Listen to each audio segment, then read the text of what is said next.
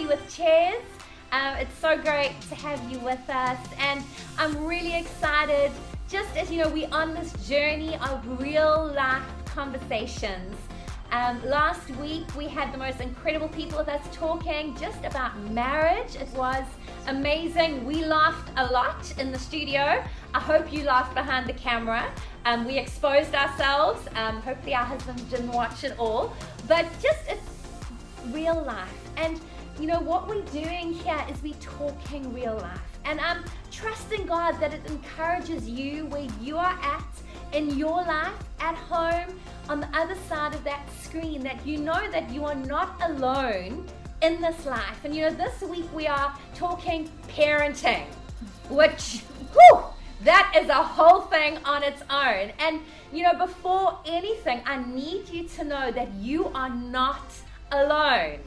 You know, someone said to me, I read this thing, that parenting is a walk in the park. Jurassic Park. Like, seriously, I feel like, and for those of you who know, I have 4 kids ranging from 3 to 12, and let me tell you, it feels like Jurassic Park.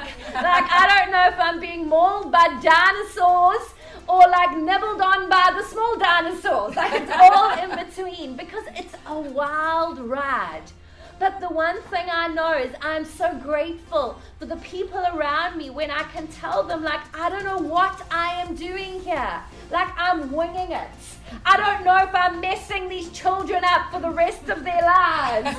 Or like, Jesus help me, you know. But the weight of parenthood, and just sometimes it weighs on me, not in a terrible way, but like, these are real lives that God has entrusted me with, and I want to do the very best that I can, but there's times where it's really hard.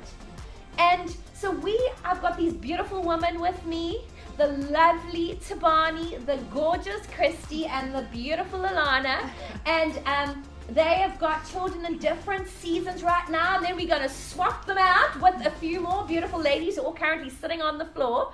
And we're just going to talk some real life questions about different seasons. And so as we go through, we're going to ask questions and they're going to answer. And I'm first going to talk to Tabani and to Christy, because they right now have got small children.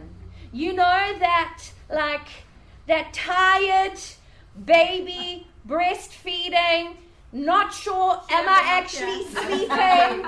Do you know what I'm talking about? Like, season, which happens, and which is a shock to your system, because no one actually can prepare you for that, right? No. So just give me a description of your lives right now. Wow. MESS. Mess, I like it. Yeah, no, sleepwalking every day. Yeah. 10 times a night up. Yeah.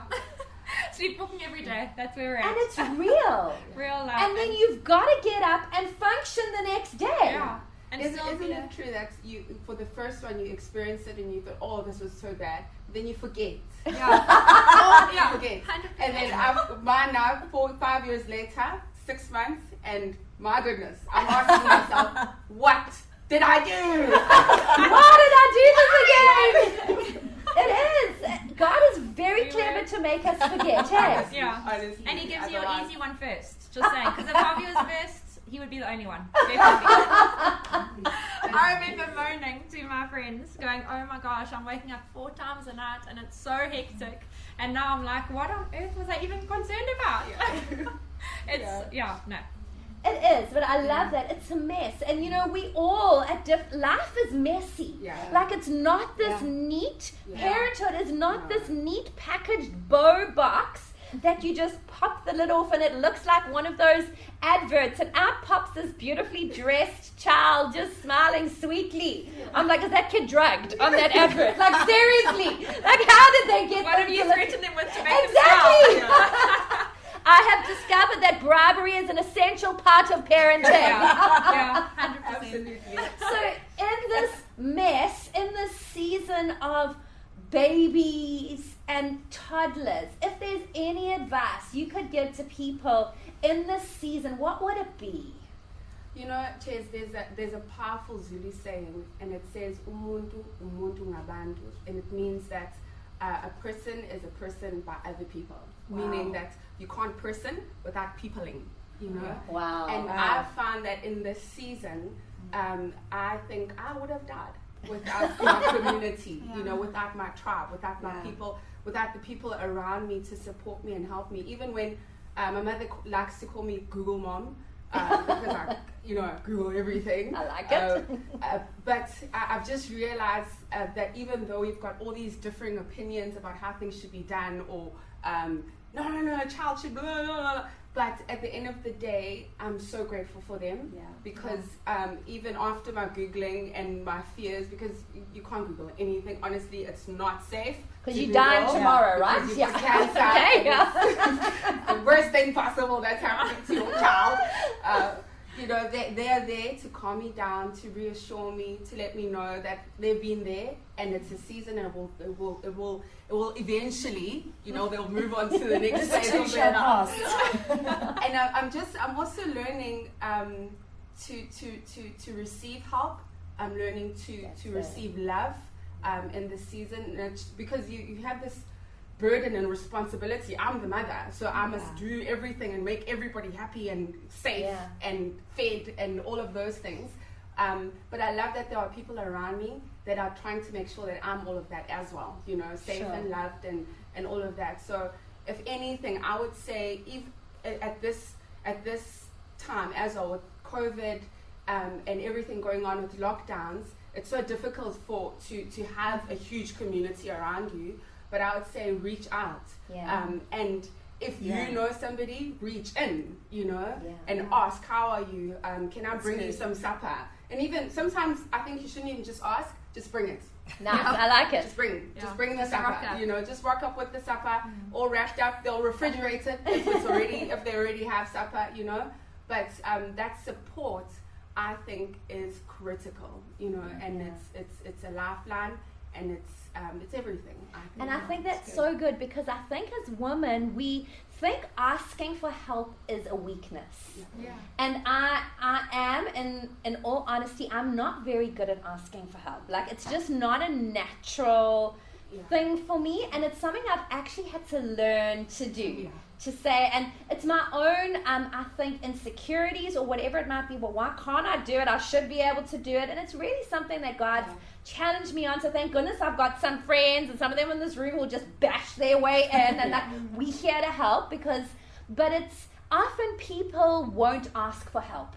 But you know your friends well enough, and you can see she needs help. So don't wait for them to ask for help. Just do the help any case. And at the time they might be like, what are you doing? But when you walk away, they're going to go, they loved me and I needed that. And that is so, so important. That is beautiful.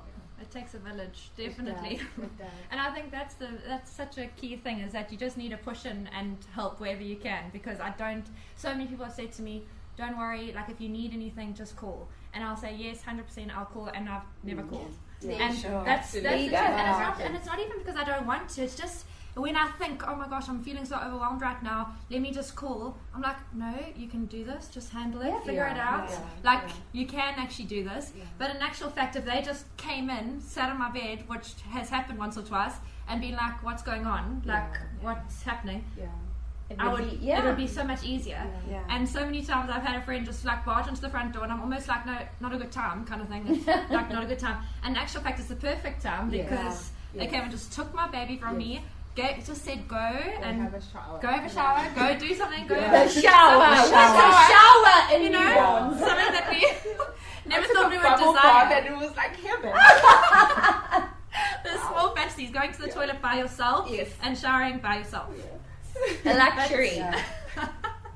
The other day I had a friend walk into, Harvey was having a really hectic day, just not wanting to sleep. I've been rocking him, and I was like, no, I can do this. She just took him from me and started rocking, and I was like, and he was crying, and I was standing there trying to, should I go? And it was just exactly what I needed in that moment. She actually said to me, go away, and walked out the door.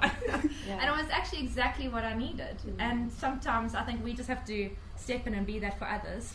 Absolutely. Can I just add in? I think that is so important, because I think, again, Ches, like looking at these ladies, like we're all very strong personalities and strong women, but honestly, I feel like God has had to teach me and break me to be vulnerable, and I now consider it one of my strengths, because I've seen the richness that it's brought into my life, where that condemnation almost that comes on you because you feel like you're supposed to be able to do everything, especially because you are the mom. And asking for help or just receiving it has been such an incredible gift. And so I just recommend. I remember the first time even asking, it felt so awkward. It feels like you're doing something wrong by even asking. But the more you open yourself up and the more you ask, the more you realize, wait a second, that's a strength. That's a strength. And that people on the outside coming in to help are making you stronger. And really, we're not supposed to do it on our own. There is a responsibility that we carry that is ours. But raising kids and doing that, it really does take a village, and it takes community, and it is such a beautiful thing for those of you who are those other friends who just come in and help. Even the strong ones. The strong ones probably need the most help. Absolutely. For real. Absolutely. I think there's a notion that is perpetuated with feminist movements and all of those things, that you're supposed to be strong. You're supposed to be strong all the time. And what strength looks like is often not asking for help and being independent and being able to do everything by yourself and making your own money, making your all of those things. But it's I don't think that's strength at all. No. And I'm actually so grateful for these platforms, Cheslin and Coffee with Ches, because we're able to see other women experiencing what we're experiencing, but in a healthy and in a way that I can connect and say, oh my goodness, they're going through something I'm going through, and actually they're okay, and I'm going to be okay too. That's exactly what it is. And this season of small babies is hectic. Like, no one can deny it, but like you said, you get to the other side of it, and then you do it again. Are we doing it again? My husband will be thinking it's like he started just a But it is. But I still have memories of giving birth, so don't ask me. Too soon. Way too soon. But thank you so much, girls. So what we're doing now, as you said, we've got plenty of different ages, so we are doing a quick swap out. And we're swapping over for the next age. You can carry on sitting here. The three of you girls are going to go onto that couch. So now we've got some more moms coming in. We got Sass. Hi. We've got Candy and Crystal. So these are mom of teens and moms of others and all sorts. So just a couple of questions. We're going to keep on going. And I want to just speak to Candy and Crystal. Teenagers are another kettle of fish. I have got a preteen, and I'm already trembling in my boots. And you've also got a teen. And just to encourage moms of teenagers, like if Jurassic Park was bad, I don't know what teenagers are. I'm not sure. And just to speak to moms right now who are parenting teenagers, what do we want to encourage them with? Oh, this too shall pass. Like a kidney stone, it shall pass. Bravo! Slow clap for the lady with fall. No, honestly, love them. Just love them. They don't know why they're feeling the way they're feeling. Sometimes because of hormones, they are having to navigate so much stuff at school, at home, on social media. Just love them. Make the time to love them and speak and be real. Have the silly, awkward conversations. Grab hold of your kid and hug them. Even if they're giving a little struggle and a push away, just hug them. Just hang on and love them, because the struggle is real for them as well. It's good. And so often what we do, like when our our kids are, I mean, even my 3-year-old, the other day I thought, I love you, but I really don't like you right now. She was having a tantrum, and I thought, you're supposed to be like my little princess after 3 boys, but like you're just giving me a run for my money. But she was having a tantrum, and I picked up and I just held her. Yeah. But I thought, like, she's 3, but my 13-year-old or my 18-year-old actually still needs to be loved. But when they're giving us a hard time, we don't want to like them. You know, like you actually want to, because you're giving me a hard time, just go away. But like you're saying, I think the very thing they need is what they need. Make that time. Like for our family, it's saying goodnight. So we will go in. I don't care if they're 15, 18, 20. I still go into their bedroom. I still climb onto the bed next to them, and I give them a love, and we'll pray together. It's sometimes just that little reassuring stability thing that they're actually needing. And half the time is they don't realize that they need it. That's right. But it's feeding something in them. I think like we've got to take the pressure off of them. I think if there's anything that they need more than like that is the key, is just loving them unconditionally. And seriously, what you need to do is get yourself healthy so you can love them in a healthy way. That's the biggest and best advice you could do for any age group of your kids. But I think when they're teenagers and preteens, because preteens is a whole genre of its own, it comes with all the shots, exhaust, no quibble. But you have to take expectation off of them, because they will take what you say and what you don't say. And you need to be their biggest fan. Like, I just feel like the return of the biggest fan as a parent needs to come back. Because that's how Jesus is with us. He's like, he just doesn't give a hoot what anybody else thinks. He knows you make mistakes. He knows that you're cranky in the morning. He knows that you don't like maths homework. But so what? He's still going to use you. He's still going to love you. And I think being their biggest fans is it's so key. But also at the same time, I like seeing healthy adults is letting kids and teenagers be kids and teenagers. Don't expect so much. Like they don't have to be something yet. They're not 18 yet. And even when they're 18, just always let them be those kids. Always let them be in your home. Always let them know. And I think what you will find is that your kids have this enlarged sense of responsibility, especially this generation. They carry your financial burden. They carry your anxiety, even if you don't say it. So make their burden lighter. Make it easier.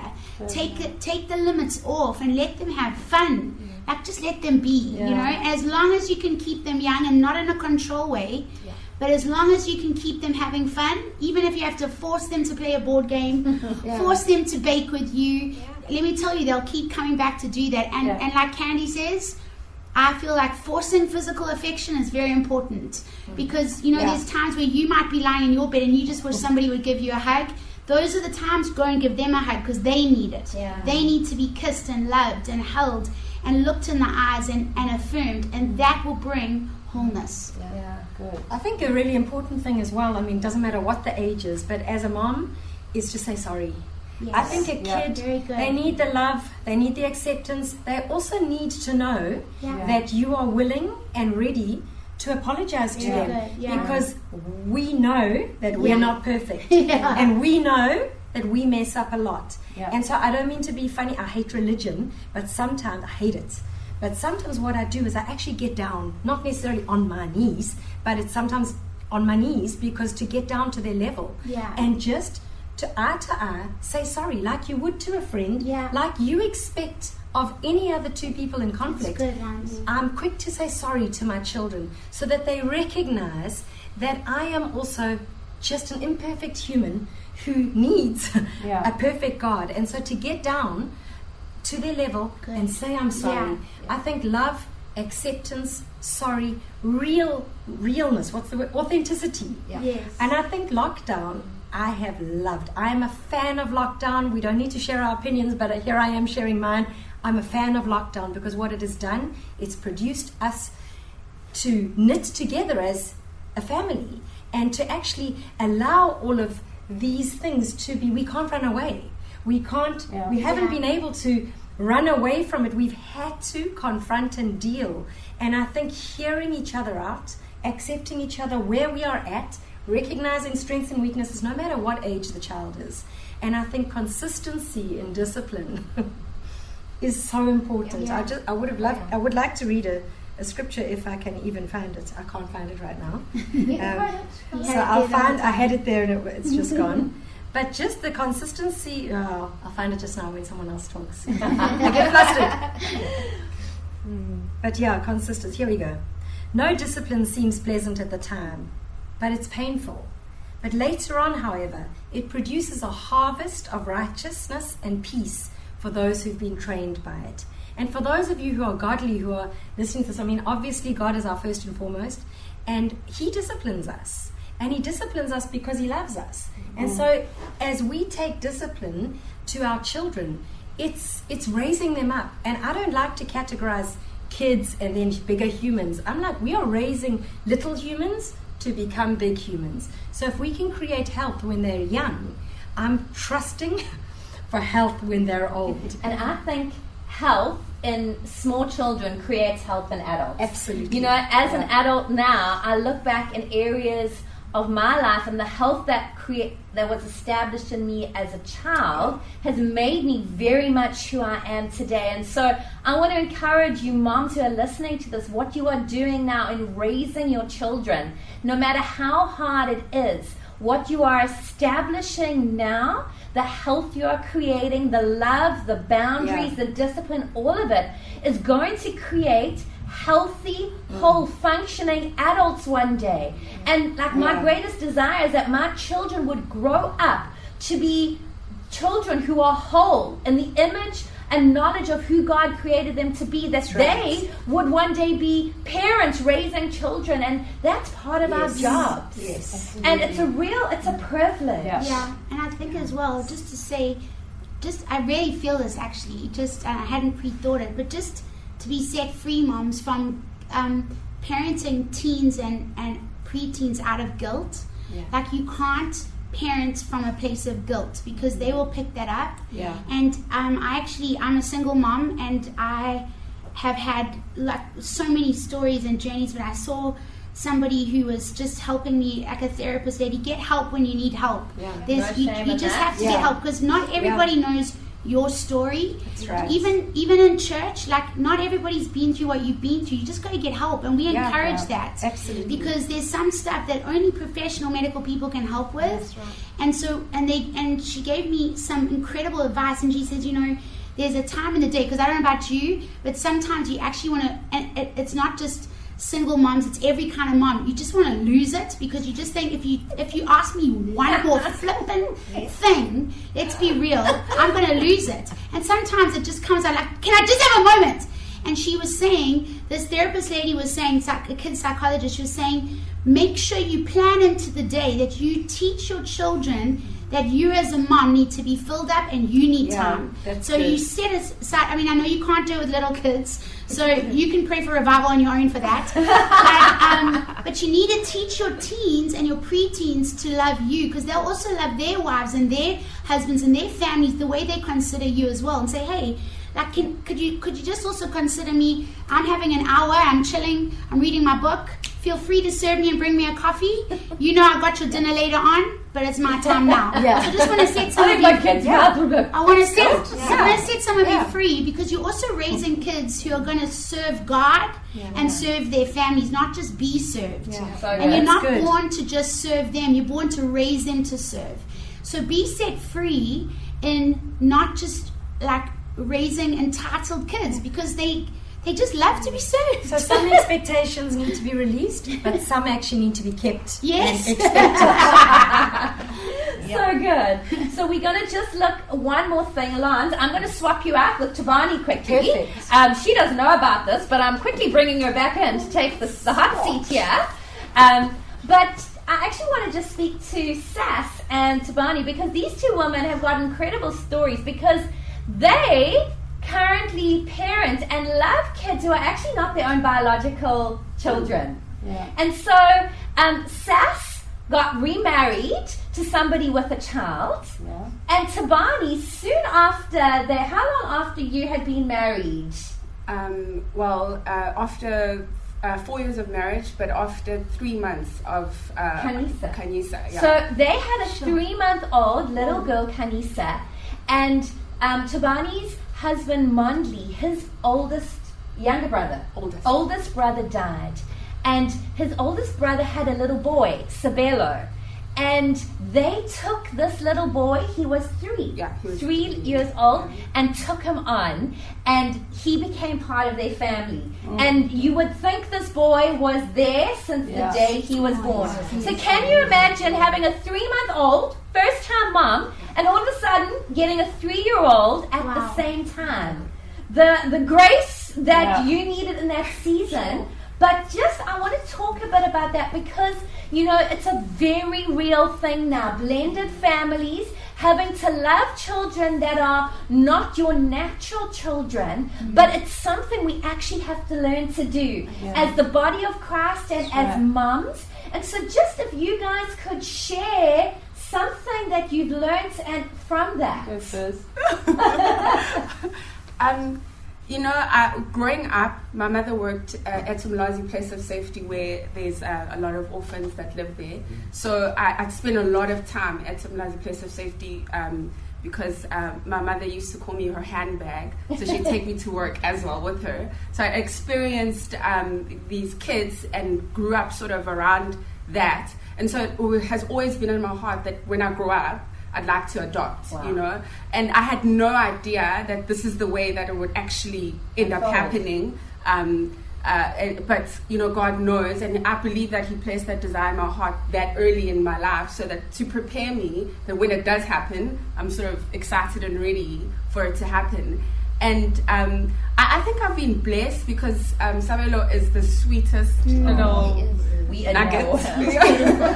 He is so loving and very kind and gentle, and I was very scared because I've never mommed before. I had a 3-month-old, and suddenly I had a 3-year-old, and he just was coming out of diapers, and I didn't know what I was going to do. But I must say, I did feel all the prayers and the grace surround me, because that season actually, when I look back in hindsight, was a lot easier than I thought it would be. Wow. I just believe that it was God, at work in my life to cause me to just sow Him into my heart and sow Him into myself, so that he was just an extension of me as much as Kanisa was, and as much as Ngoba is, because he's totally my son. In fact, I don't tell the story often. I don't want to sound super spiritual, but while I was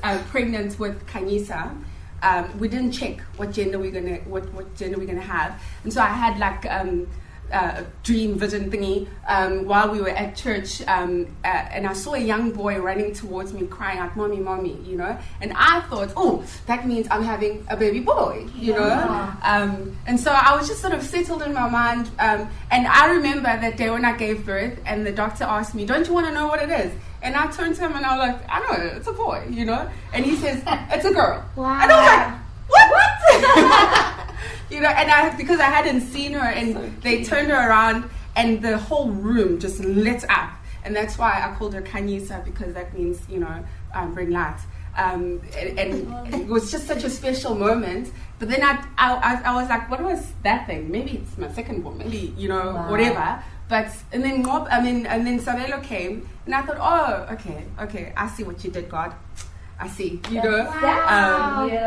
So I think God at work and orchestrating our lives, I believe He's given the grace to both me and Mundli and I'm praying for more grace to raise him. That's beautiful. That's so I think grace is the word. We've been I'm just so thankful to God for what we have now as a blended family. We have different races, different ages, different kids, but it's taken work and it's taken grace.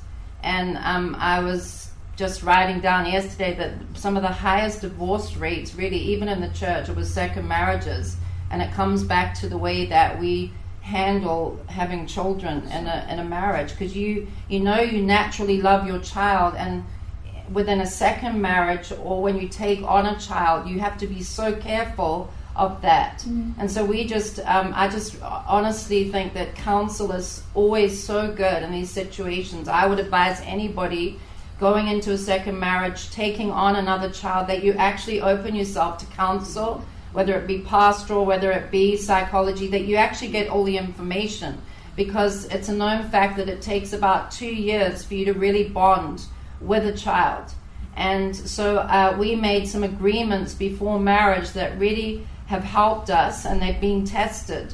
But I mean, that my husband Scoot took on my kids, the whole darn lot of them, and that he wouldn't discipline them for a couple of years, but he would just love them, be the one that just hugged them, just really loved on them, and actually rewarded them. And I would do the same with his child, that I would, and because I'm not her mother, I've become, and the beautiful thing about the kingdom is I can mother her without saying, I'm your mum, you don't need your mother. Yeah. You're actually, there's an honoring in our home. It's good. And it's actually only because we've been so broken, I think, just in what we've been through, is that we've actually accepted kingdom in our home. So I've taken this little 11-year-old, 12-year-old who actually, she got her period. I had to walk through things with her and actually unplug a lot in her heart. But I didn't start to really discipline her for 2 years. Now, I really want to encourage people just to work on that, to make that agreement. And a lot of the troubles that we see in counseling come because you feel that partner. Now you get into a marriage and you actually need to be adjusting to each other. And so what happens in a second marriage, you're not only just adjusting to each other, but you've actually got this tussle with kids. And you're actually thinking, please don't speak to my child like that. It's in you. This is my kid. I know my kid. I mean, you see it on the movies all the time, but it's actually real. Don't speak to my kid. I know my kid. And the problem is you do. You know your child's heart, so you don't want somebody speaking harshly over them because you think you're not understanding where they're at. So you get protective, and instantly you're going to have strife. So I really advise people, even as hard as it is, just to hold back. James Dobson's very strong on this. He says you really can't discipline a child till you have 100% love in place. And that's going to take you, if you're taking another child you didn't give birth to, and if it's a situation where they're young and there's natural bonding. But when you've got an 11-year-old and they've actually got issues because of what the brokenness they've been through, it's not easy. Yeah. You just want to just like bite your tongue, because there are certain things I wouldn't have done, I wouldn't have allowed my kids to do. Yeah. Or speak like that. And we have made a decision that there would be an atmosphere of peace in our home. So whatever we have to do, we do that. And often it will be me holding him back from disciplining her, because I can start to see her heart now as a mother. So it's actually been a work of grace, but I really just encourage, sometimes in divorce you get, and I've seen it in our lives, you get a child who actually steps into the spouse role because they've been with their single mom, and so they're actually very protective. So then you've got to be watching out that situation. They're going to start to move in and carry too much weight with that. Or when you're when there's fighting, you're actually defending your child because you know their heart. So it's actually really a work of grace and listening and prayer. And I just actually think it's a really making a decision. You'll be peacemakers, honoring the other parent, because that's a big thing. The minute you start to release divisiveness, even if you want to rip their eyes out, if you start speaking dishonor, it actually comes into the home. So I just really want to encourage you. And actually, it's actually amazing to watch this when you go God's way. And I really, I know James Dobson says, look, get counsel. Don't go into the marriage without just planning this out. We all know friends who they struggle with this because they're protecting their kids. Yeah. And there needs to be, I would not have married somebody who I didn't think could actually come into agreement with that. Yeah. I don't think that we as Christians, I was actually saying this to Crystal, just getting real. And, Christians, we're not having sex outside of marriage. So you get you go through divorce and people just want to get married really quick. Yeah. And they're actually not thinking of the fact they've got precious lives. Yeah. And you need to weigh, you need to weigh it up. You're not, you want that affection, but because you've been through this, you have to take account that you have children, and you need to put them first. And then when you get into the marriage can be first. And the kids can line up, but it takes work. But just to see, for example, my son Cassidy, the way he deals with Tondo as his sister, it's become natural. They fight for each other, and there's an ease that we didn't have at the beginning. So it can be done, but you've got to be realistic about it. And also, like what Ches said about her marriage with Simon, I think it's the same. If you're gonna, when you've got kids, especially, and it's what Tabani has done with her little son Sabelo, her added son, is if you choose someone who knows how to show grace. They might not have all the skills in life, but if they don't know how to show grace in weakness, they're not going to be able to show grace to your kids. And that they can always love someone regardless. They can show grace in a weakness. They'll have a gentle answer, not just fight for their rights, because later on they'll fight you against your kids, and that's a nightmare. I love what you said about being healthy yourself so that you can be healthy for your kids, you know. And I love what you said, Jane, about listening, because Sabelo is now at that stage where he's starting to question. He'd forgotten, actually, so while I was pregnant with Ngoba, he was asking me a lot, was I in your stomach, mommy? Was I in your stomach? How was I when I was small? How was I when I was in your stomach? So those questions are coming up a lot. So I realized that he'd forgotten, and I thought he knew, because he was 3 when we took him, but he'd obviously forgotten. And so when that moment came, I realized that, this is now a situation. But again, there's such a benefit of being a child of God, because you're not just like wrangling on your own, but you've got the Spirit of God surrounding you. Because we were able to have that conversation, and he was walking away smiling and sort of excited, because I said, God has blessed you, my boy, because he's not only given you one mommy, but he's given you 2 mommies, You've got a stomach mommy, and you've got the other mommy, the other mommy, and, I'm the other mommy and the stomach mommy, and you are so blessed like that. I get to raise you, and God blessed me with you, and you get to be part of our family. So I think being ready to listen to your kids, being ready to answer those questions, because they will come. And I'm actually, I've some adoptive parents have said, I will not allow him to go look for his biological, parents and all of that, because they decided to leave the baby, all of those things. No. But I'm very ready for when the moment comes and he says to me, Mom, I want to go see my mom, you know, because I think that's normal and it's natural, and it's something that he needs so that he can process himself and understand who he is and what how God has sort of orchestrated his life, you know. So I think being ready to do those things, the hard work, is so important. Being ready.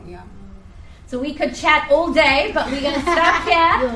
Girls, thank you so much for joining us this week at Coffee with Ches, and we will see you next week. Have an incredible day.